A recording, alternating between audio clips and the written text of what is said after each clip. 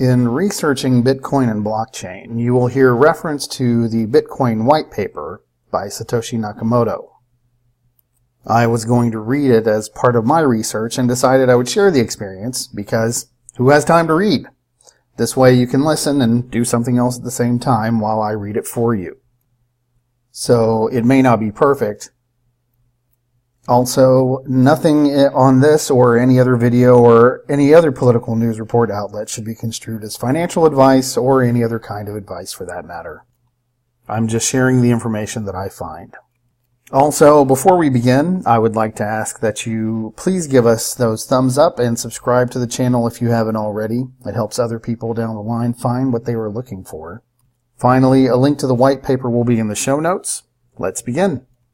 Bitcoin, a peer-to-peer electronic cash system by Satoshi Nakamoto, www.bitcoin.org. Abstract. A purely peer-to-peer version of electronic cash would allow online payments to be sent directly from one party to another without going through a financial institution. Digital signatures provide part of the solution, but the main benefits are lost if a trusted third party is still required to prevent double spending. We propose a solution to the double spending problem using a peer-to-peer network. The network timestamps transactions by hashing them into an ongoing chain of hash-based proof of work, forming a record that cannot be changed without redoing the proof of work. The longest chain not only serves as proof of the sequence of events witnessed, but proof that it came from the largest pool of CPU power. As long as a majority of CPU power is controlled by nodes that are not cooperating to attack the network, they'll generate the longest chain and outpace attackers. The network itself requires a minimal structure.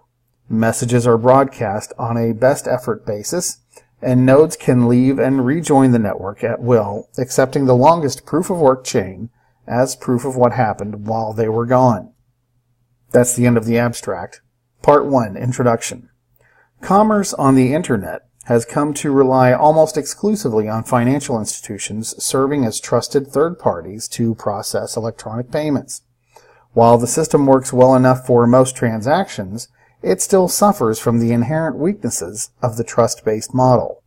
Completely non-reversible transactions are not really possible, since financial institutions cannot avoid mediating disputes.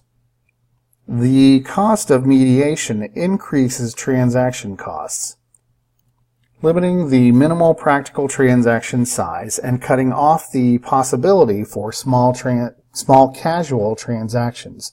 And there is a broader cost in the loss of ability to make non-reversible payments for non-reversible services.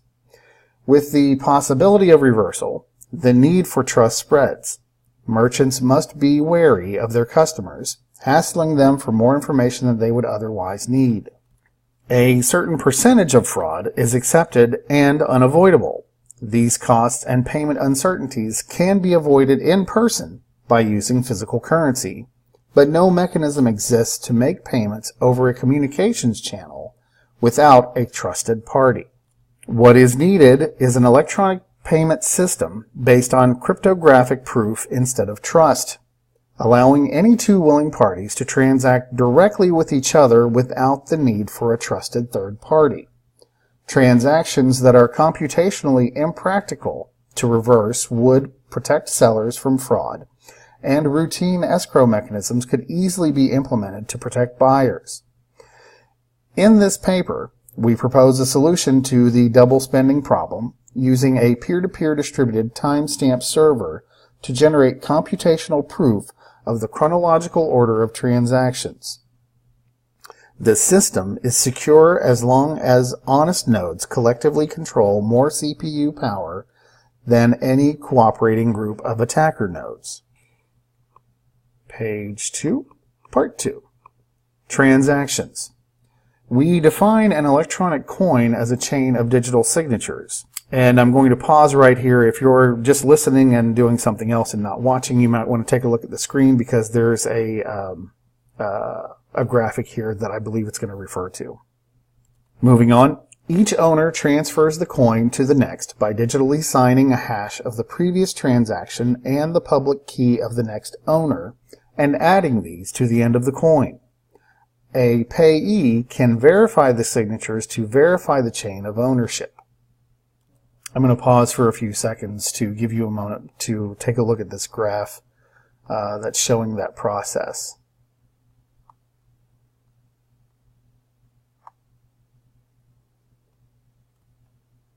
The problem, of course, is the payee can't verify that one of the owners did not double spend the coin. A common solution is to introduce a trusted central authority, or mint, that checks every transaction for double spending. After each transaction, the coin must be returned to the mint to issue a new coin, and only coins issued directly from the mint are trusted not to be double spent.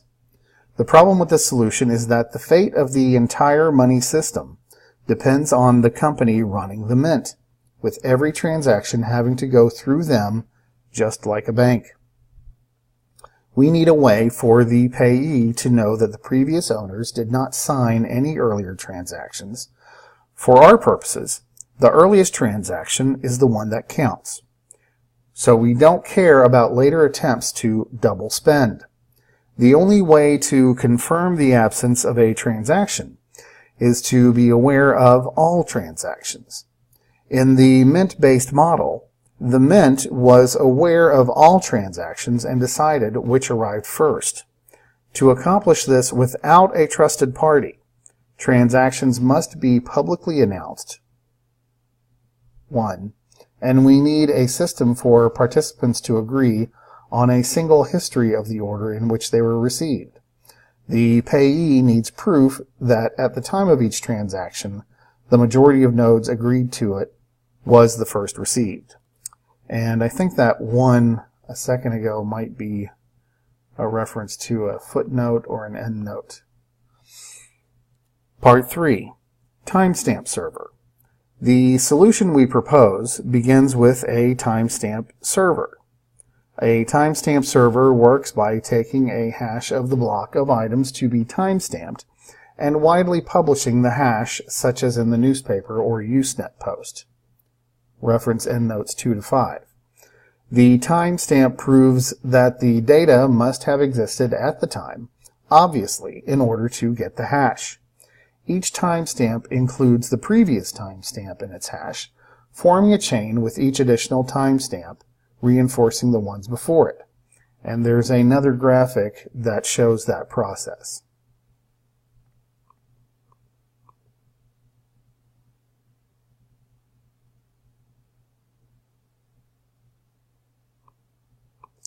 Section 4. To implement a distributed timestamp server on a peer-to-peer basis, we will need to use a proof-of-work system similar to Adam-Back's Hashcash, and Note 6, rather than newspaper or Usenet posts. The proof-of-work involves scanning for a value that, when hashed, such as with SHA-256, which I believe is a form of encryption coding. Okay, quick search on Google says SHA-256 cryptographic hash algorithm. It is a cryptographic hash sometimes called digest. It's a kind of signature for a text or data file. SHA-256 generates an almost unique 256-bit signature for a text. And back to the white paper. The proof of work involves scanning for a value that, when hashed, such as with SHA-256, the hash begins with a number of 0 bits. The average work required is exponential in the number of 0 bits required and can be verified by executing a single hash. For our timestamp network, we implement the proof of work by incrementing a nonce in the block until a value is found that gives the block's hash the required 0 bits. And quick lookup of the word nonce. I haven't heard of it before. It's a word or expression coined for or used on one occasion, a nonce usage. So something that's created to be used once. Back to the white paper. Once the CPU effort has been expended to make it satisfy the proof of work, the block cannot be changed without redoing the work. As later blocks are changed after it, the work to change the block would include redoing all the blocks after it. And there's another graphic, and I will pause for 5 seconds to give you a moment to look at that.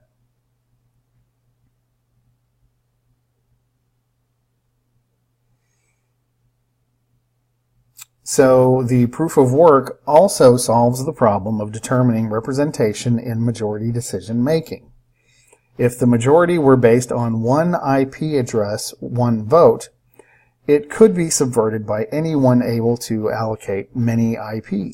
Proof of work is essentially one CPU, one vote. The majority decision is represented by the longest chain, which has the greatest proof of work effort invested in it.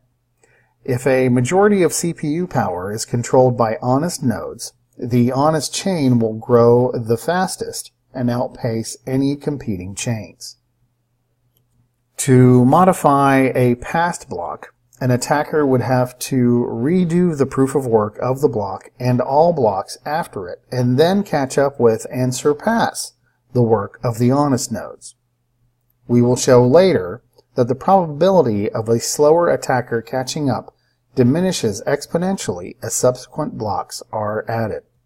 To compensate for increasing hardware speed and varying interest in running nodes over time, the proof of work difficulty is determined by a moving average targeting an average number of blocks per hour. If they're generated too fast, the difficulty increases. Part 5. Network. The steps to run the network are as follows. Step 1. New transactions are broadcast to all nodes. Step 2. Each node collects new transactions into a block. Step 3. Each node works on finding a difficult proof of work for its block. Step 4. When a node finds a proof of work, it broadcasts the block to all nodes. Step 5. Nodes accept the block only if all transactions in it are valid and not already spent. Step 6. Nodes express their acceptance of the block by working on creating the next block in the chain, using the hash of the accepted block as the previous hash. Those are the 6 steps. Nodes always consider the longest chain to be the correct one and will keep working on extending it. If 2 nodes broadcast different versions of the next block simultaneously, some nodes may receive one or the other first. In that case, they work on the first one they received, but save the other branch in case it becomes longer. The tie will be broken when the next proof of work is found and one branch becomes longer. The nodes that were working on the other branch will then switch to the longer one. New transaction broadcasts do not necessarily need to reach all nodes. As long as they reach many nodes, they will get into a block before long. Block broadcasts are also tolerant of dropped messages. If a node does not receive a block, it will request it when it receives the next block and realizes it missed one. Part 6. Incentive. By convention, the first transaction in a block is a special transaction that starts a new coin owned by the creator of the block. This adds an incentive for nodes to support the network and provides a way to initially distribute coins into circulation since there is no central authority to issue them. The steady addition of a constant amount of new coins is analogous to gold miners expending resources to add gold to circulation. In our case, it is CPU time and electricity that is expended. The incentive can also be funded with transaction fees.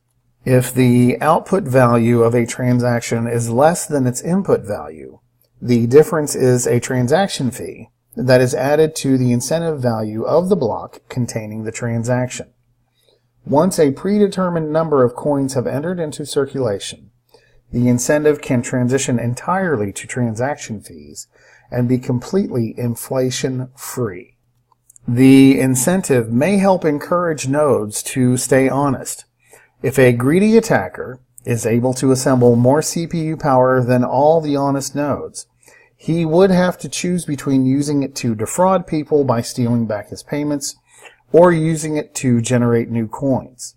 He ought to find it more profitable to play by the rules, such rules that favor him with more new coins than everyone else combined, than to undermine the system and the validity of his own wealth.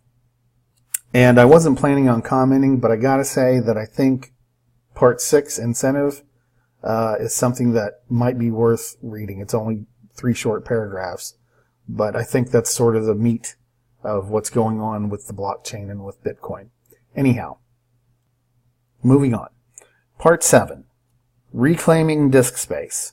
Once the latest transaction in a coin is buried under enough blocks, the spent transactions before it can be discarded to save disk space.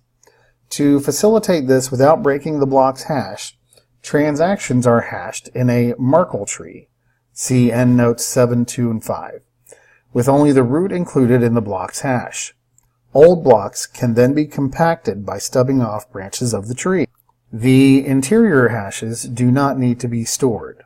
And there's another graphic here. I'll pause for 5 seconds for you to take a look at that.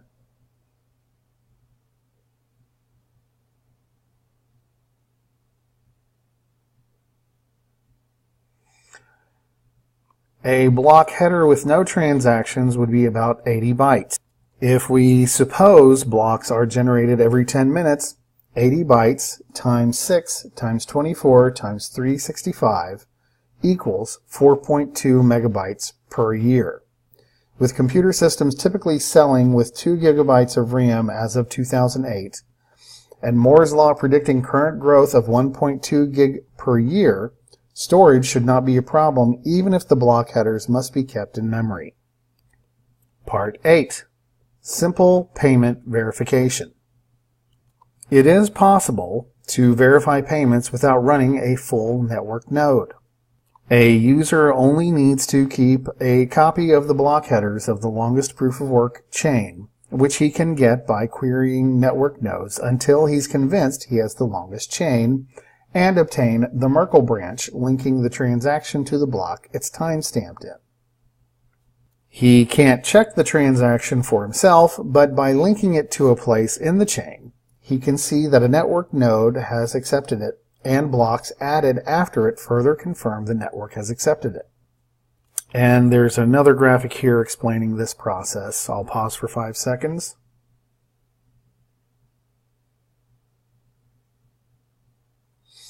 As such, the verification is reliable as long as honest nodes control the network, but is more vulnerable if the network is overpowered by an attacker. While network nodes can verify transactions for themselves, the simplified method can be fooled by an attacker's fabricated transactions for as long as the attacker can continue to overpower the network. One strategy to protect against this would be to accept alerts from network nodes when they detect an invalid block, prompting the user's software to download the full block and alerted transactions to confirm the inconsistency. Businesses that receive frequent payments will probably still want to run their own nodes for more independent security and quicker verification. Part 9. Combining and splitting value. Although it would be possible to handle coins individually, it would be unwieldy to make a separate transaction for every cent in a transfer. To allow value to be split and combined, transactions contain multiple inputs and multiple outputs. Normally, there will be a single input from a larger previous transaction, or multiple inputs combining smaller amounts, and at most 2 outputs, one for the payment and one returning the change, if any, back to the sender. There's another small graphic here showing that what we just covered. It should be noted that fan out, where a transaction depends on several transactions, and those transactions depend on many more, is not a problem here. There is never the need to extract a complete standalone copy of a transaction's history. Part 10. Privacy. The traditional banking model achieves a level of privacy by limiting access to information to the parties involved and the trusted third party. The necessity to announce all transactions publicly precludes this method, but privacy can still be maintained by breaking the flow of information in another place, that is, by keeping public keys anonymous. The public can see that someone is sending an amount to someone else, but without information linking the transaction to anyone. This is similar to the level of information released by stock exchanges, where the time and size of individual trades, the tape, is made public, but without telling who the parties are. And we have another graphic here that's kind of hard to see. Let me zoom in a little bit here.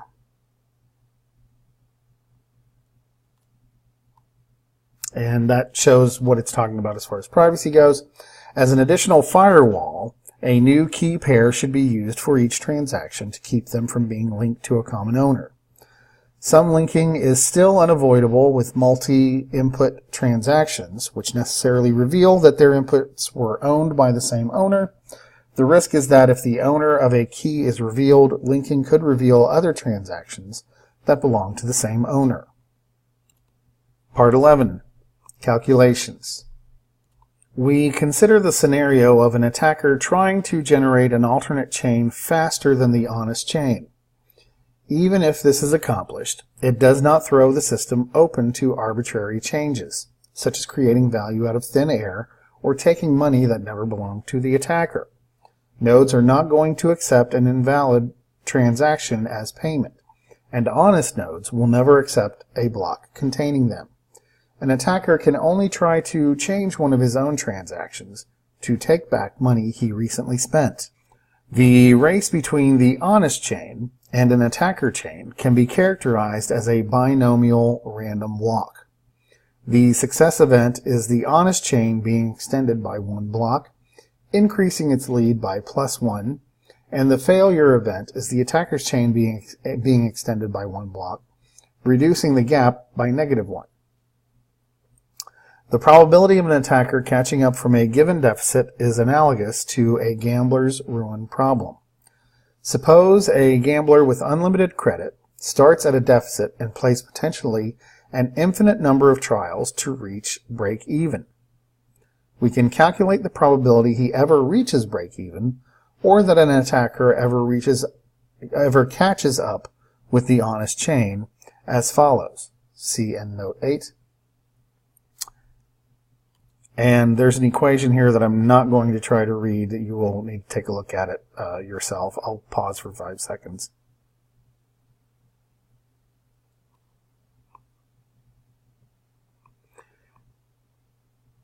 Given our assumption that P is greater than Q, the probability drops exponentially as the number of blocks the attacker has to catch up with increases. Let's take a quick step back and look at what those letters stand for. P equals the probability an honest node finds the next block. Q equals the probability the attacker finds the next block. And Q of Z equals probability the attacker will ever catch up from Z blocks behind.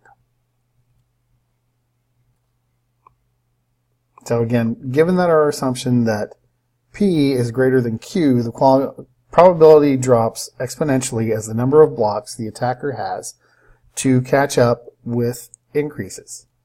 With the odds against him, if he doesn't make a lucky lunge forward early on, his chances become vanishingly small as he falls further behind. We now consider how long the recipient of a new transaction needs to wait before being sufficiently certain the sender can't change the transaction. We assume the sender is an attacker who wants to make the recipient believe he paid him for a while, then switch it to payback to himself after some time has passed. The receiver will be alerted when that happens, but the sender hopes it will be too late. The receiver generates a new key pair and gives the public key to the sender shortly before signing.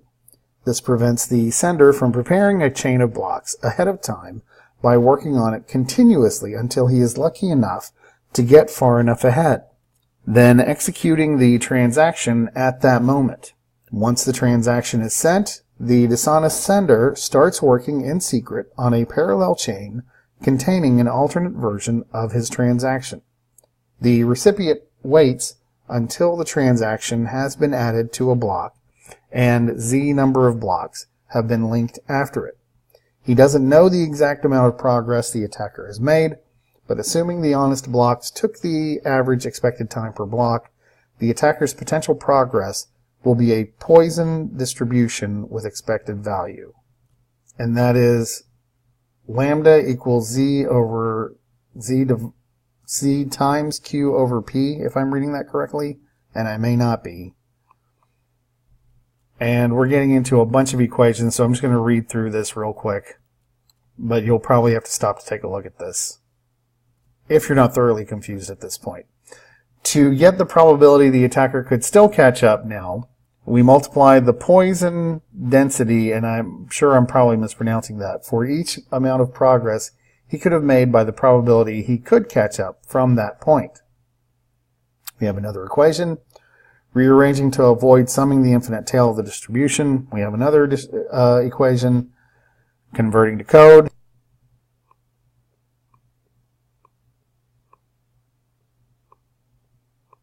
And then running some results, we can see the probability drop off exponentially with Z. Solving P less than 1%, and there's some numbers that they're running here. And I'm thoroughly lost at this point. I don't know if you are, but we're at the end. Part 12, conclusion. We proposed a system for electronic transactions without relying on trust. We started with the usual framework of coins made from digital signatures, which provide strong control of ownership, but it is incomplete without a way to prevent double spending. To solve this, we proposed a peer-to-peer network using proof of work to record a public history of transactions that quickly becomes computationally impractical for an attacker to change if honest nodes control a majority of CPU power. The network is robust in its unstructured simplicity. Nodes work all at once with little coordination. They do not need to be identified since messages are not routed to any particular place and only need to be delivered on a best effort basis. Nodes can leave and rejoin the network at will, accepting the proof of work chain as proof of what happened while they were gone. They vote with their CPU power, expressing their acceptance of valid blocks by working on extending them and rejecting invalid blocks by refusing to work on them. Any needed rules and incentives can be enforced with this consensus mechanism. And that's the end. There's a list of references. And thank you for listening, and especially if you've listened all the way through the end, through part 11, which was full of equations. As I mentioned earlier, a link to the white paper, if you'd like to read it yourself, will be in the show notes. And as I also asked before, please give us a thumbs up, and also subscribe to the channel if you haven't already. That helps people down the line find what they're looking for. I hope you found this useful. Please visit us at the website at politicalnewsreport.com. Take care.